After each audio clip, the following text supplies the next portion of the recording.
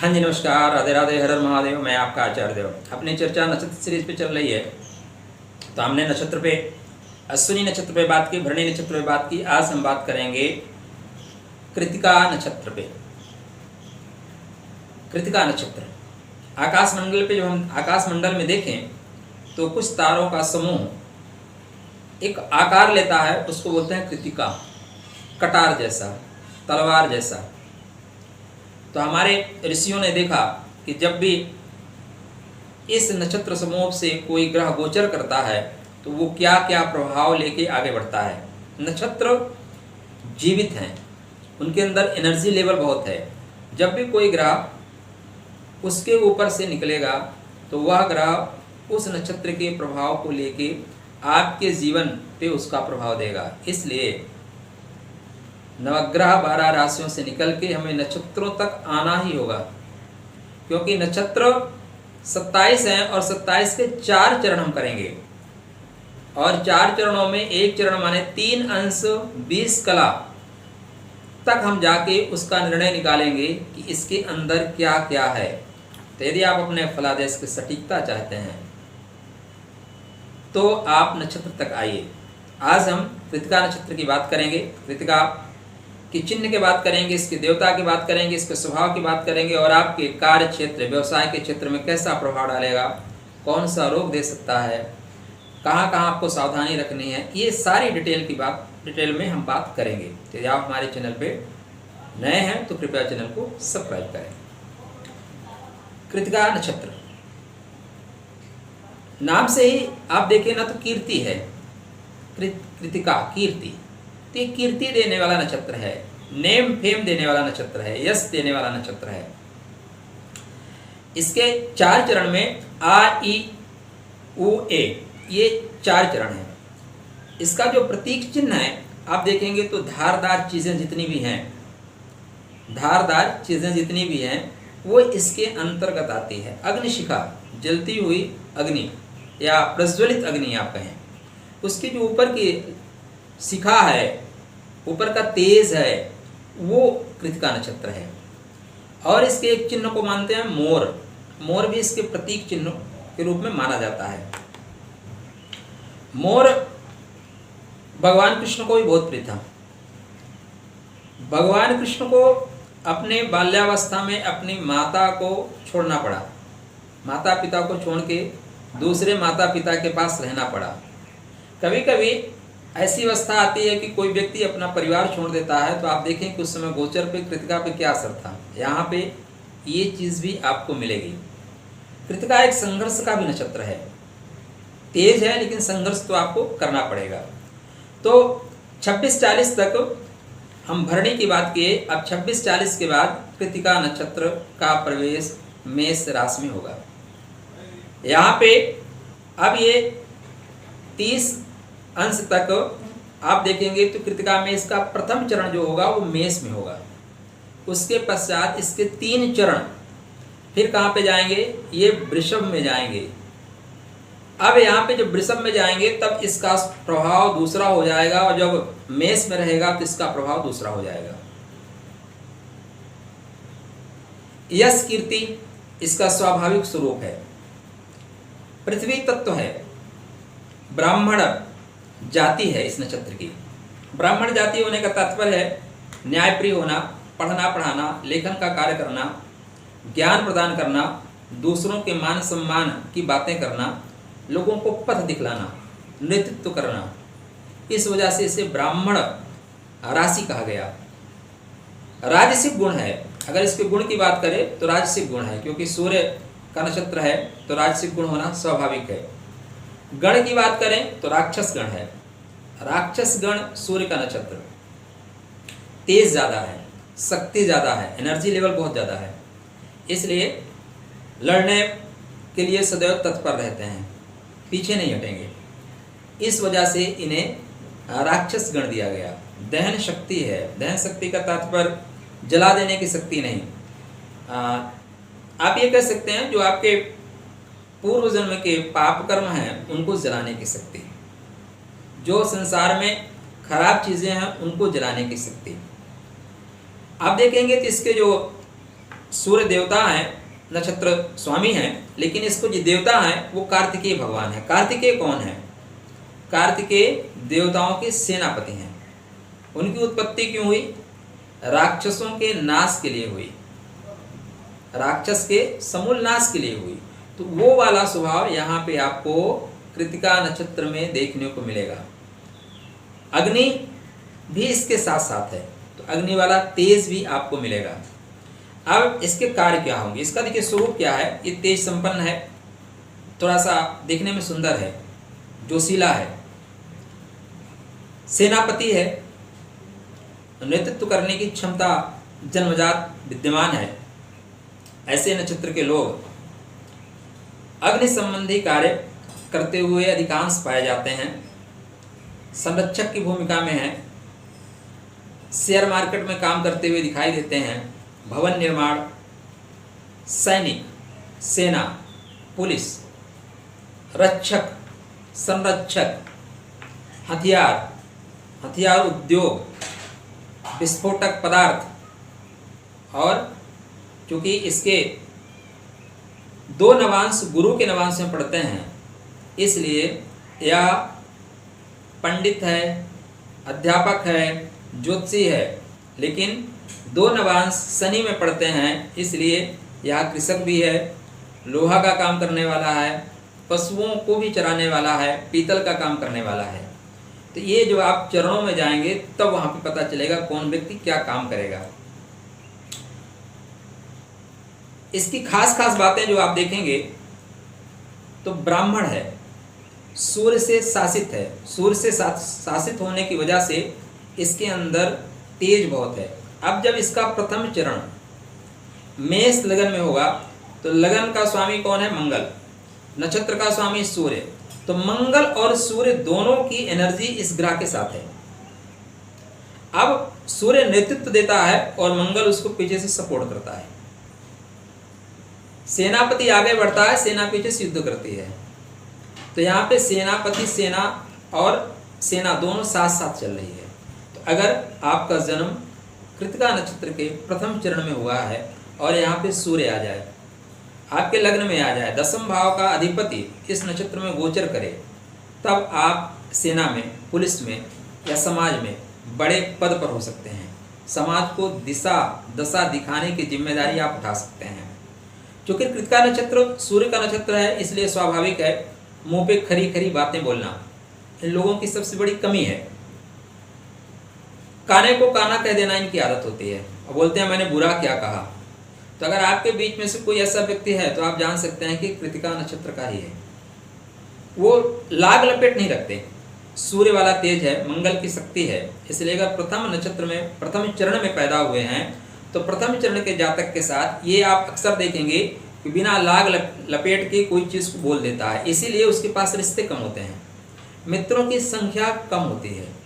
देखने में क्योंकि अग्नि का स्वरूप है और मोर भी साथ में है, तो देखने में चित्ताकर्षक होता है, तेज संपन्न होता है, तेजस्विता होती है, फीमेल के प्रति सहज आकर्षण होता है। ऐसे लोगों के अगर वो पुरुष है तो अधिकांश मित्र जो होंगे स्त्री होंगे, स्त्री हैं तो ऐसे जातिका के अधिकांश मित्र पुरुष होंगे।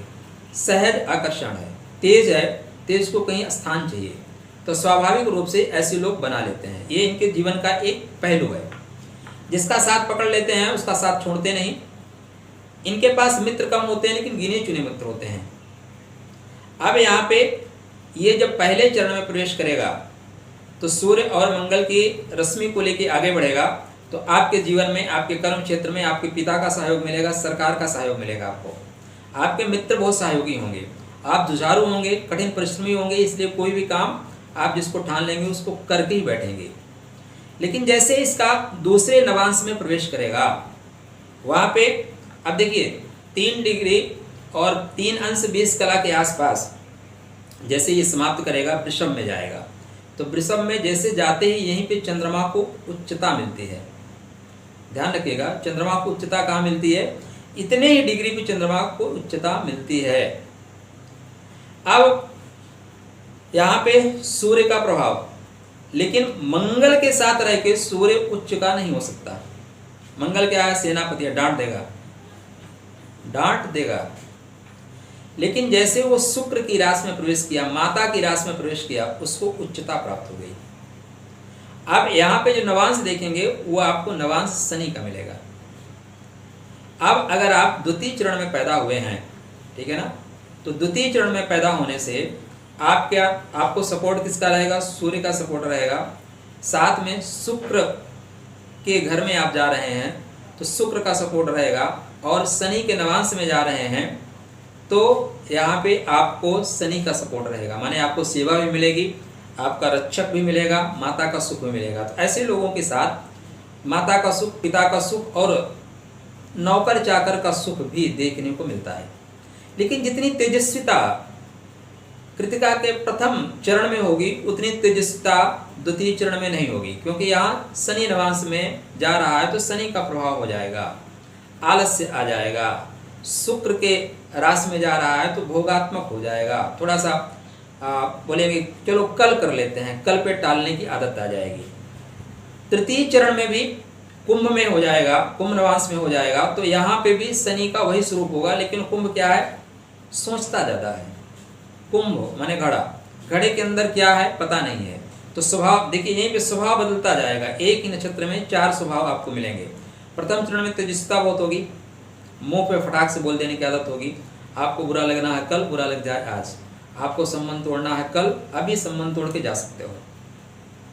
लेकिन यही जैसे दूसरे चरण में जाएगा तो चूंकि ये मकर में हो जाएगा तो स्वार्थपरता आ जाएगी। नहीं, इनसे रिश्ता रखना है कि नहीं रखना है, देख के बोलना है, ठीक है, इसको बाद में हम किक करके भगा देंगे, लेकिन अभी इससे हम काम निकालते हैं। लेकिन ये जब तृतीय चरण में जाएगा तो रहस्यमय व्यक्ति हो जाएगा। वो किसके सामने क्या बात करना है या सबके सामने क्या बात करता है, लोग संशय में रहेंगे, इसकी बात सही है कि नहीं है, ये जो कह रहा है वो वही करेगा कि नहीं करेगा। यहाँ पे अब क्या है? शुक्र का प्रभाव है, सूर्य का प्रभाव है, साथ में शनि का प्रभाव है। तो शनि नवांश में होने से, कुंभ में होने से, कुंभ क्या है? घड़ा है। घड़े के अंदर क्या है आपको नहीं पता है। घड़े के अंदर पानी हो सकता है, हवा हो सकती है, सर्प भी हो सकता है। घड़ा तो घड़ा है ना, जब तक आप अंदर देखेंगे नहीं पता नहीं चलेगा। और ये व्यक्ति अपने आप को आपको देखने नहीं देगा कि आप उनके अंदर झांक सको। तो तीसरा स्वभाव आपको यहाँ पे तीसरे चरण में प्राप्त हुआ।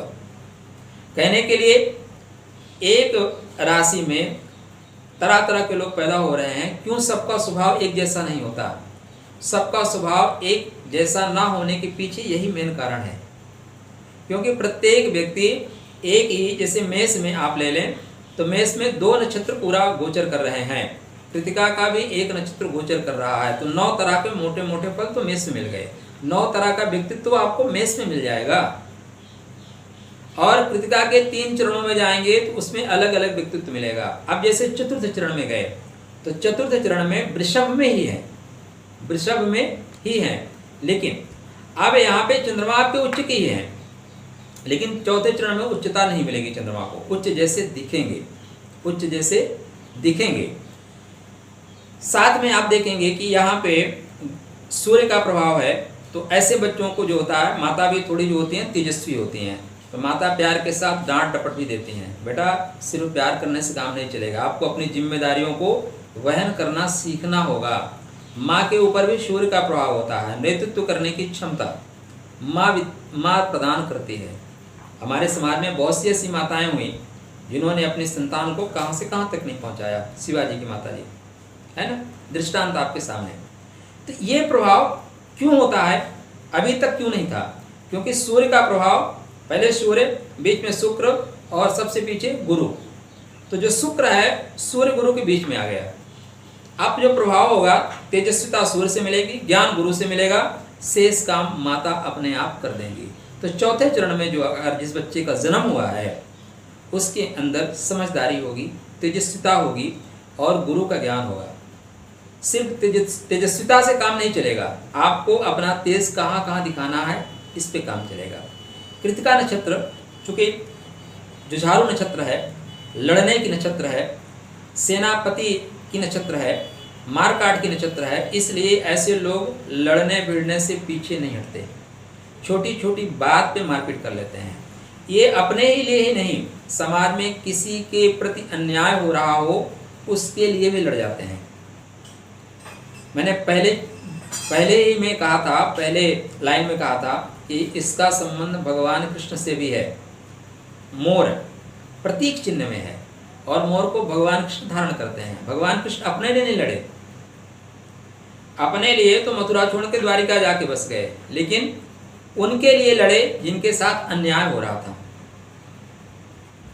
आप कृतिका नक्षत्र में पैदा हुए लोगों के साथ देखेंगे, ये लोग अक्सर दूसरों की लड़ाई को अपनी बना लेते हैं। अगर किसी के साथ अन्याय हो रहा हो तो मान लेते हैं कि नहीं, ये इसके साथ अन्याय हो रहा है, मतलब मेरे साथ अन्याय हो रहा है। कीर्ति यश इनके साथ साथ चलती है। आपके कुंडली में अगर आपके पंचम भाव का अधिपति इस नक्षत्र में गोचर कर रहा है तो आपको ज्ञान से कीर्ति मिलेगी। आपके पास ज्ञान इतना होगा कि जहां आप जाएंगे वहां पे आपका मान सम्मान होगा। दसम भाव का अधिपति अगर इस नक्षत्र में गोचर कर रहा है तो फिर आपको आपके कर्म के आधार पर आप काम इतना महान करेंगे, नेतृत्व करेंगे समाज का, दबे कुचले लोगों का, या दबे कुचले लोगों के लिए आप संघर्ष करेंगे, ऐसा आप कह सकते हैं। तो अब आपको सम्मान मिलेगा समाज का। ये पीछे नहीं हटते, कई लोगों से लड़ने की क्षमता होती है। क्योंकि अग्निशिखा साथ में है, कार्तिकेय इसके देवता हैं, तो कार्तिकेय की उम्र कम ही लगती है लेकिन वो बड़े बड़े काम करते हैं। इसी तरह इनकी उम्र कम ही लगेगी लेकिन कार्य ये बड़े बड़े करेंगे। तो आपके कुंडली में कृतिका नक्षत्र का बहुत महत्वपूर्ण रोल है। अब आपके लगन में कृतिका नक्षत्र है, आपकी चंद्र राशि कृतिका नक्षत्र में है, आपका दशमेश कृतिका नक्षत्र में है, तो मान के चलिए कि परमात्मा ने आपको इस संसार में भेजा है लोगों के भला करने के लिए। समाज में जो दबे कुचले लोग हैं, जिनके साथ अन्याय हो रहा है, उनको अन्याय का प्रतिकार करने के लिए आप आगे बढ़ के काम करेंगे। आपके जन्म लेने का उद्देश्य है। अग्निशिखा है, दहन शक्ति बहुत ज़्यादा है। तो दहन शक्ति का तात्पर्य यह है कि आपको अपने पूर्व जन्म के जो संचित पाप हैं, जो अवशेष हैं, उनको भी जलाना है और इस जन्म में जो भी इस तरह की नकारात्मक चीज़ें हैं उनको भी जलाना है। खुद के लिए एक मार्ग प्रस्तुत करना है, एक पथ बनाना है, एक मंजिल तक पहुंचनी है और दूसरों को भी वहां पहुंचने में सहयोग देना है। यह आपके जीवन का लक्ष्य है। इस नक्षत्र में जन्म लेने का तात्पर्य यही है कि आप समाज के उन लोगों के लिए कार्य करने के लिए आए हैं जो दबे कुचले हैं। तभी आप कृतिका नक्षत्र में पैदा हुए हैं, नहीं आप किसी और नक्षत्र में पैदा हुए होते। तो आपको मैंने व्यवसाय बताया, कार्य क्षेत्र बताया, 4 पार्ट में क्या क्या आपके ऊपर प्रभाव आएंगे। तो अगर प्रथम चरण में हैं तो आप सेनापति बनेंगे, नेतृत्वकर्ता होंगे, अग्नि संबंधी कार्य करेंगे, संरक्षक होंगे, शेयर मार्केट, भवन निर्माण, भूमि, सेना, पुलिस प्रशासन, हथियार उद्योग, विस्फोटक कार्य, पंडित, ज्योतिषी इत्यादि चीज़ बनेंगे। द्वितीय में होंगे और तृतीय में होंगी तो आप सरकारी नौकरी करेंगे, क्योंकि सूर्य का प्रभाव तो रहेगा। कलाकार होंगे, चित्रकार होंगे, अध्यापक होंगे, ड्राफ्टमैन होंगे, शिल्पकार होंगे, फोटोग्राफर होंगे, दवा विक्रेता और इनकम टैक्स, संगीत से भी आपको लाभ मिलेगा दूसरे और तीसरे चरण में। जो चौथे चरण में है वहाँ पे आप गवर्नमेंट से संपर्क में रहेंगे, लेकिन ज़्यादा संभावना यह है कि आप शिक्षा विभाग में जाएंगे, ज्ञान के कार्य करने वाले होंगे। 4 चरणों में 4 अलग अलग तरह के व्यक्ति आपको कृतिका नक्षत्र देगा। अब आप किस चरण में पैदा हुए हैं उसके अनुसार यहाँ पे आप अपनी कुंडली रखिए और आप देख सकते हैं कि इस नक्षत्र का कितना प्रभाव आपके ऊपर पड़ रहा है।